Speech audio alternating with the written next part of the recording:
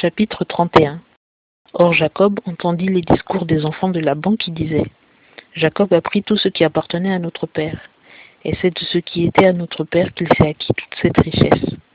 Et Jacob remarqua le visage de Laban, et voici, il n'était plus à son égard comme auparavant.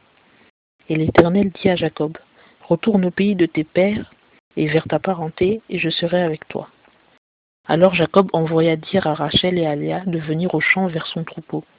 Et il leur dit: Je vois que le visage de votre père n'est plus envers moi comme auparavant, mais le Dieu de mon père a été avec moi.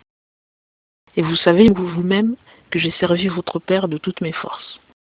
Et votre père s'est moqué de moi, et a changé 10 fois mon salaire, mais Dieu ne lui a point permis de me faire du mal.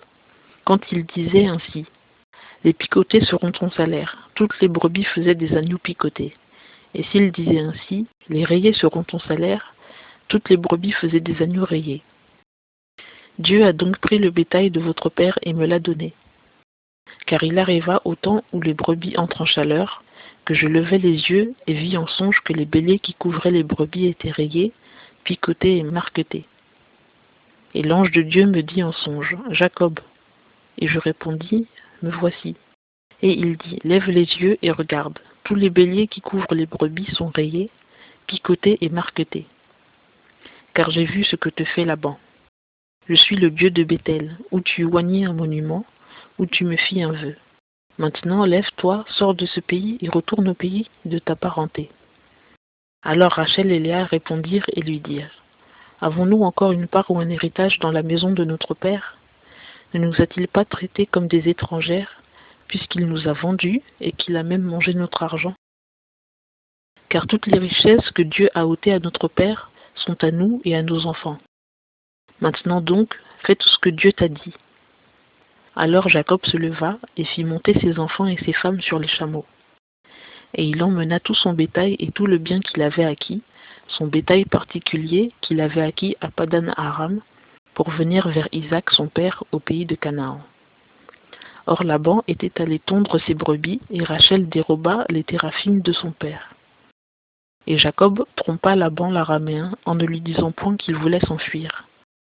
Il s'enfuit donc, lui et tout ce qui lui appartenait, et il se leva et passa le fleuve et s'avança vers la montagne de Galad. Et le 3e jour, on rapporta à Laban que Jacob s'était enfui. Alors il prit ses frères avec lui, et le poursuivit 7 journées de marche, et le rejoignit à la montagne de Galad. Mais Dieu vint vers Laban l'araméen dans un songe de la nuit, et lui dit: Garde-toi de rien dire à Jacob, ni en bien, ni en mal. Laban atteignit donc Jacob. Et Jacob avait planté sa tente sur la montagne. Et Laban tendit la sienne avec ses frères sur la montagne de Galad. Et Laban dit à Jacob: Qu'as-tu fait? Tu m'as trompé et tu as emmené mes filles comme des prisonnières de guerre. Pourquoi t'es-tu enfui secrètement et m'as-tu trompé, et ne m'en as-tu pas donné avis? Et je t'eusse reconduit avec joie et avec des chants, au son du tambourin et de la harpe. Et tu ne m'as pas laissé baiser mes fils et mes filles. Tu as agi follement.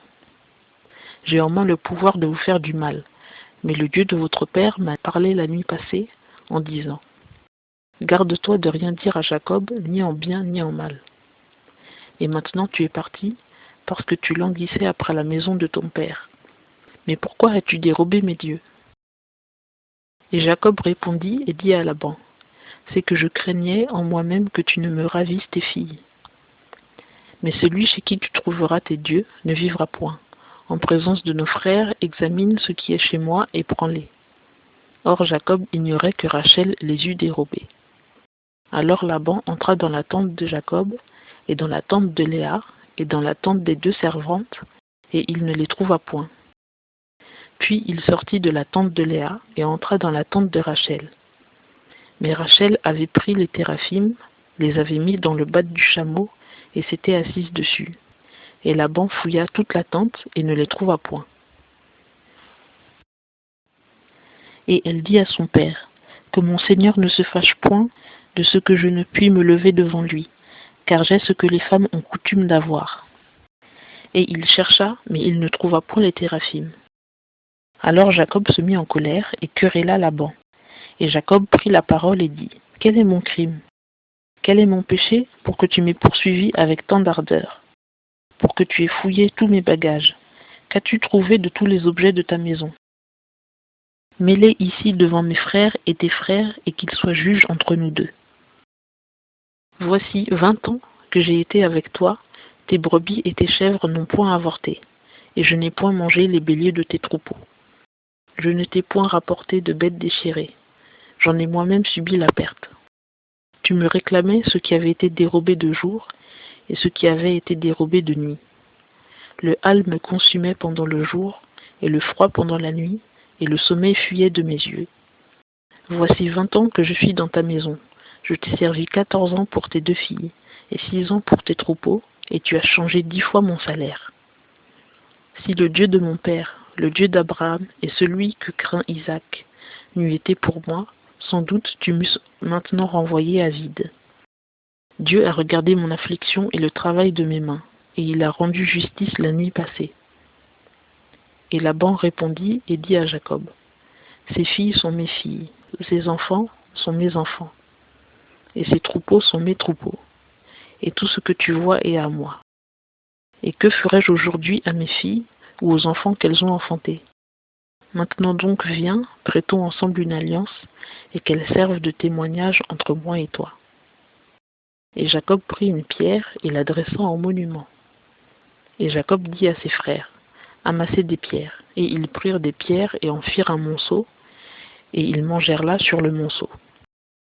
Et Laban l'appela Iégar Saaduta, et Jacob l'appela Galed, entre parenthèses, monceau du témoignage. Et Laban dit, ce monceau est témoin entre moi et toi aujourd'hui. C'est pourquoi on l'appela Galed, et aussi Mitzpah, entre parenthèses, poste d'observation, parce que Laban dit, que l'Éternel veille sur moi et sur toi, quand nous nous serons retirés l'un d'avec l'autre. Si tu maltraites mes filles, et si tu prends d'autres femmes que mes filles, ce n'est pas un homme qui sera témoin entre nous. Vois, c'est Dieu qui sera témoin entre moi et toi.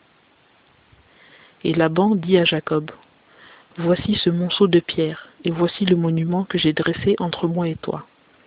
Ce monceau est témoin, et ce monument est témoin, que je ne passerai point ce monceau en allant vers toi, et que tu ne passeras point ce monceau et ce monument en venant vers moi, pour nous nuire l'un à l'autre. Que le Dieu d'Abraham et le Dieu de Nachor, le Dieu de leur père, juge entre nous. Et Jacob jura par celui que craignait Isaac son père.